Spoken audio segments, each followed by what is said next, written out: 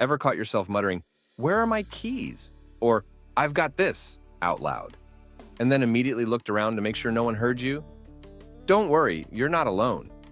But here's the real question. Is self-talk normal? And more importantly, is it secretly a superpower? Stick around, because today we're diving into the science behind self-talk, why your brain does it, and how it can actually make you smarter, stronger, and more in control of your life. Let's get into it. First things first, what exactly is self-talk? Well, it's pretty much what it sounds like, the internal or external dialogue you have with yourself. It's that little voice in your head that says, "Don't forget to send that email," or "Why did I eat that third slice of pizza?" But here's the kicker. Self-talk isn't just random chatter. It's your brain's way of processing information, regulating emotions, and even motivating you. Think of it like your own personal life coach, except it's free, and it doesn't judge you for binge-watching Netflix instead of going to the gym. But is it normal? Absolutely.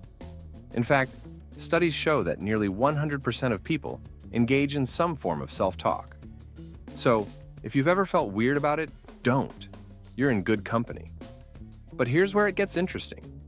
Not all self-talk is created equal. Some of it can be super helpful, while other times, well, let's just say it can be your own worst critic. Which brings me to my next point. Okay, let's geek out for a second. Did you know that self-talk actually activates specific regions of your brain? When you talk to yourself, your prefrontal cortex, the part responsible for decision-making and problem-solving, lights up like a Christmas tree. It's like your brain's way of saying, "Hey, I'm working on it." But here's the cool part. Research shows that self-talk can improve focus, boost confidence, and even enhance performance.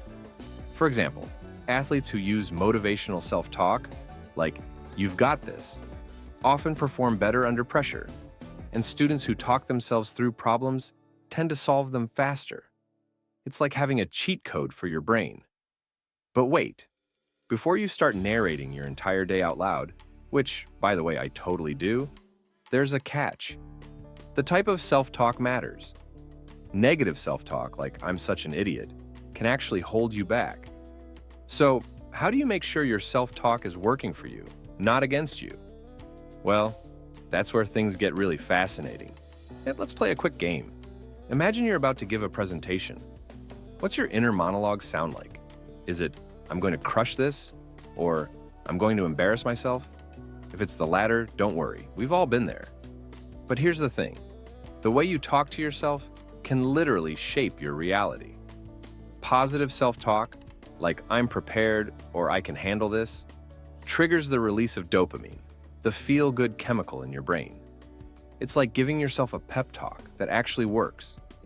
On the flip side, negative self-talk can spike your cortisol levels, aka the stress hormone, making you feel anxious and overwhelmed.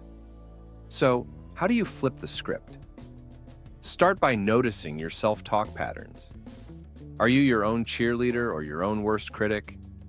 And if you're thinking, "But what if I can't stop the negative thoughts?" Don't worry, I've got you covered. That's exactly what we're talking about next. All right, so how do you turn self-talk into your secret weapon? First, practice awareness. Catch yourself when you're spiraling into negativity and ask, "Would I say this to a friend?" If the answer's no, why are you saying it to yourself? Next, reframe your thoughts. Instead of "I'm so bad at this," try "I'm still learning, and that's okay." It's a small shift, but it can make a huge difference. And finally, use self-talk to set intentions. Before a big meeting or workout, tell yourself, "I'm focused, I'm capable, and I'm ready." It's like programming your brain for success. But here's the best part.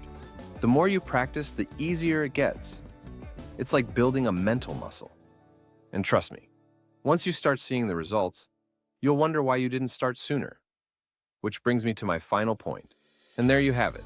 Self-talk isn't just normal, it's a game changer. Whether you're using it to boost your confidence, solve problems, or just figure out where you left your keys, it's a skill worth mastering.